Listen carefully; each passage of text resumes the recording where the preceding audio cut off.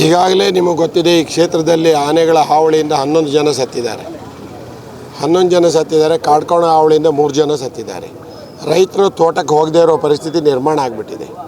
ರೈತರು ಇವತ್ತು ಅದು ಕಾಫಿ ತೋಟದವರು ಜೆಟ್ ಚೇಂಜ್ ಮಾಡ್ತಾ ಇರಬೇಕಾಗತ್ತೆ. ಜೆಟ್ ಚೇಂಜ್ ಮಾಡದೇ ಇದ್ದರೆ ನೀರು ಒಬ್ಬಿಡಲ್ಲ. ಆ ಪರಿಸ್ಥಿತಿಯಲ್ಲಿ ಈಗ ಈ ಭಾಗದಲ್ಲಿ ನೆನ್ನೆ ನಡೆದ ಘಟನೆ ಅದು ನನ್ನ ಅಂದಾಜು ಇದು ಈ ಕ್ಷೇತ್ರಕ್ಕೆ ಒಂದು ಕಪ್ಪು ಚುಕ್ಕೆ ಅಂತ ಹೇಳಲಿಕ್ಕೆ ಇಷ್ಟಪಡ್ತೇನೆ. ಕ್ಷೇತ್ರಕ್ಕೆ ಶಾಸಕರಾಗಿ ಅಲ್ಲೇ ಇದ್ದು ಅದನ್ನು ಲಾಠಿ ಚಾರ್ಜ್ ಮಾಡಿಸುವಂಥದ್ದು ಎಷ್ಟು ನ್ಯಾಯ ಇದೆ? ಕೇಳಿದ್ದೇನು ಬೇರೇನು ಕೇಳಲಿಲ್ಲ. ನಾವು ಲಾಠಿ ಚಾರ್ಜ್ ಮಾಡಬೇಕಾದ್ರೆ ಮೊದಲು ನಾವು ಶಾಂತಿಯುತವಾದ ಧರಣಿಯಲ್ಲಿ ಕೂತಿದ್ದು ಒಂದೇನು ಅವ್ರಿಗೆ ಕೇಳಿದ್ದೇನು ಅಂದರೆ ಪರಿಹಾರ ಧನನ ಹೆಚ್ಚಿಸಿ. ಇವತ್ತು ನಾವು 11 ಜನ ಸತ್ತಿದ್ದಾರೆ. ಅವರು ಯಾರಿಗೂ ಕುಟುಂಬದವ್ರಿಗೆ ಕೆಲಸ ಕೊಟ್ಟಿಲ್ಲ. ಅವರು ಆದರೆ ಕೆಲಸ ಕೊಡದೇ ಕೊಟ್ಟಾಗೆ ಡ್ರಾಮಾ ಮಾಡ್ಕೊಂಡಿರೋದಕ್ಕೆ ಸಾಧ್ಯ ಇಲ್ಲ. ಆ ಪರಿಹಾರ ಧನ ಹೆಚ್ಚಿ ಎನ್ನುವಂಥದ್ದು ಏನು ತಪ್ಪ?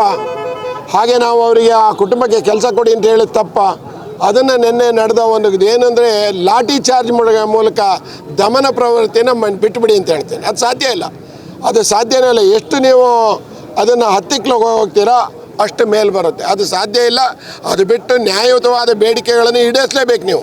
ನಿನ್ನೆ ನೀವು ನಿನ್ನೆ ಆನೆ ದಾಳಿಯಿಂದ ಮರಣ ಹೊಂದಿದ ಮಹಿಳೆಯ ಹೆಣ ತಗೊಂಡೋದ್ಕೊಳ್ಳಿ, ನಿಮ್ಮದೆಲ್ಲ ಮುಗ್ದಿಲ್ಲ. ಈಗ ಸ್ಟಾರ್ಟ್ ಆಗಿದೆ.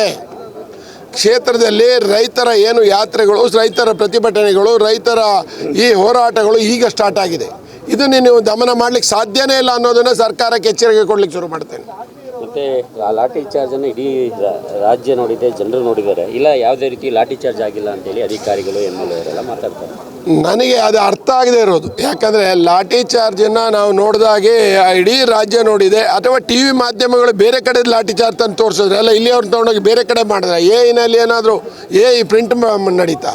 ಇದಕ್ಕೆ ಅವ್ರಿಗೆ ಅಷ್ಟಕ್ಕೇನಾದ್ರು ಪರಿಜ್ಞಾನ ಬೇಡವಾ? ಯಾರು ಮಾತಾಡ್ತಿದ್ದೀವಿ ಅಂತೇಳಿ ಅವರ ಕಣ್ಣಿನ ಸಮ್ಮುಖದಲ್ಲಿ ಲಾಠಿ ಚಾರ್ಜು ಗಲ್ಲಿ ಹೊಡಿತೀರಿ.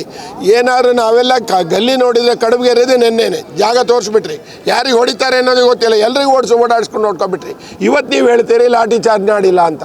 ಏನು ಹೇಳ್ತೀರಿ? ಯಾತಕ್ಕೆ ಇದನ್ನು ಹೇಳ್ತೀರಿ? ನೀವು ಅಲ್ಲೇ ಇದನ್ನು ಪ್ರಜಾಪ್ರತಿನಿಧಿ ಯಾವುದೋ ಅಧಿಕಾರಿಗಳು ಇವತ್ತು ಬರ್ತಾರೆ ನಾಳೆ ಹೋಗ್ತಾರೆ. ನಾವೆಲ್ಲ ಅದನ್ನು ಹೇಳಲಿಕ್ಕಾಗಲ್ಲ. ಲಾಠಿ ಚಾರ್ಜ್ ಮಾಡಿರುವಂಥದ್ದು ಈ ಕ್ಷೇತ್ರದಲ್ಲಿ ಇದೇ ಫಸ್ಟ್ 83ರಲ್ಲಿ ಆಗಿತ್ತು ಅಂತ ಕೇಳಿದ್ದೇನೆ. ಇದನ್ನು ಈ ಸರಿಯ ಇದರಲ್ಲಿ ಲಾಠಿ ಚಾರ್ಜ್ ಆಗೋ ಇನ್ಸಿಡೆಂಟೇ ಅಲ್ಲ. ನೆನ್ನೆ ಅವಶ್ಯಕತೆ ಇಲ್ಲ. ಲಾಠಿ ಚಾರ್ಜ್ ಮಾಡುವಂಥ ಅವಶ್ಯಕತೆ ಇತ್ತ ಇವರು? ಅದು ಅಲ್ಲದೆ ಈಗ ಯಾರು ಕೂಗಾಟ ಮಾಡೋದು, ಪ್ರತಿಭಟನೆಯಲ್ಲಿ ಕೂಗಾಟ ಅಥವಾ ವಿರುದ್ಧ ಕೂಗೋದು, ಕೆಟ್ಟ ಮಾತಾಡೋದು ಇದೆಲ್ಲ ಸ್ವಾಭಾವಿಕ. ಯಾರೋ ಒಬ್ಬರು ಮಾತಾಡಿರ್ತಾನೆ. ನಾವು ಅವ್ರನ್ನೆಲ್ಲ ಇದು ಕಂಟ್ರೋಲ್ ಮಾಡ್ಕೊಳ್ತೀವಿ, ವಾಕ್ ಸ್ವಾತಂತ್ರ್ಯ ಕಿತ್ಕೊಳ್ತೀವಿ. ಇದನ್ನೆಲ್ಲ ಬಿಟ್ಬಿಡಿ. ಈಗ ಯಾರಿಗೆ ನೀವು 9 ಜನಕ್ಕೆ ಕೇಸ್ ಹಾಕಿದ್ದೀರಾ, ಆ ಕೇಸ್ ಹಾಕಿದ್ರೆ ವಾಪಸ್ ತಗೊಳ್ಳಿ ಅಂತೇಳಿ ಜಿಲ್ಲಾಧಿಕಾರಿಗಳಿಗೆ ನಾನು ಒತ್ತಾಯ ಮಾಡ್ತೇನೆ. ಇವತ್ತು ಕೂಡ ಪ್ರತಿಭಟನೆ ಅದೇ ಸಾಗುತ್ತೆ. ಪ್ರತಿಭಟನೆ ಇವತ್ತು ಸಂಪೂರ್ಣ ಸಾಗುತ್ತೆ. ಇವತ್ತು ಪ್ರತಿಭಟನೆ ಸಾಂಕೇತಿಕ ಅಂತ ಹೇಳ್ತೇನೆ. ನೀವು ಏನು ನಮ್ಮ ರೈತರಿಗೆ ರಕ್ಷಣೆ ಕೊಡೋದಿಲ್ವಾ, ಶಾಶ್ವತ ಪರಿಹಾರ ಮಾಡೋದಿಲ್ವಾ? ಈಗ ಪ್ರತಿಭಟನೆ ನಾವು ಮಲೆನಾಡು ಹಿತರಕ್ಷಣಾ ವೇದಿಕೆ ಜೊತೆಯಿಂದ ಮಾಡ್ತಿದ್ದೀವಿ.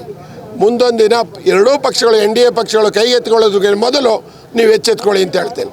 ಜೀನಿ ಸ್ಲಿಮ್ ತಗೊಳಕ್ಕೆ ಸ್ಟಾರ್ಟ್ ಮಾಡಿದ್ನು ಅವಾಗ ಮಂತ್ಲಿ ಪೀರಿಯಡ್ಸ್ ಆಗ್ತಾ ಇದ್ದೀನಿ. PCOD ಪ್ರಾಬ್ಲಮ್ ನಾರ್ಮಲ್ ಆಗಿದೆ, ಥೈರಾಯ್ಡ್ ನಾರ್ಮಲ್ ಆಗಿದೆ. ಪೀರಿಯಡ್ಸ್ ಎಲ್ಲ 6 ಮಂತ್ ಆದ್ರೂ ಆಗ್ತಾ ಇದ್ದಿಲ್ಲ, ಇವಾಗ ರೆಗ್ಯುಲರ್ ಪೀರಿಯಡ್ಸ್ ಆಗ್ತಾ ಇದೆ. ಜೀನಿ ಸ್ಲಿಮ್ ನ ಯೂಸ್ ಮಾಡಿ 8 ತಿಂಗಳಲ್ಲಿ 55 kg ಸಣ್ಣ ಆಗಿದ್ದಾರೆ. ಜೀನಿ ಸ್ಲಿಮ್ ತಗೊಳ್ಳಿ, ಬೇಗ ಸಣ್ಣ ಆಗ್ತೀರಾ, ಫ್ಯಾಟ್ ಲಾಸ್ ಆಗ್ತದೆ. ಜೀನಿ ಸ್ಲಿಮ್ ನ ಯೂಸ್ ಮಾಡಿ 100% ಯಾವುದೇ ಸೈಡ್ ಎಫೆಕ್ಟ್ ಇಲ್ದಂಗೆ ಸಣ್ಣ ಆಗ್ತೀರಾ. ಇಂತಹ ನೈಜ ಕುತೂಹಲ ಭರಿತ ಸುದ್ದಿಗಳು ನಿಮಗೆ ಸಿಗಬೇಕಂದ್ರೆ ರಾಜ್ಯದ ಪ್ರತಿಷ್ಠಿತ ಜನಪರ ಡಿಜಿಟಲ್ ಸುದ್ದಿ ಮಾಧ್ಯಮ ಪಬ್ಲಿಕ್ ಇಂಪ್ಯಾಕ್ಟ್ ಚಾನೆಲ್ ಅನ್ನು ಯೂಟ್ಯೂಬ್ನಲ್ಲಿ ಸಬ್ಸ್ಕ್ರೈಬ್ ಮಾಡ್ಕೊಳ್ಳಿ.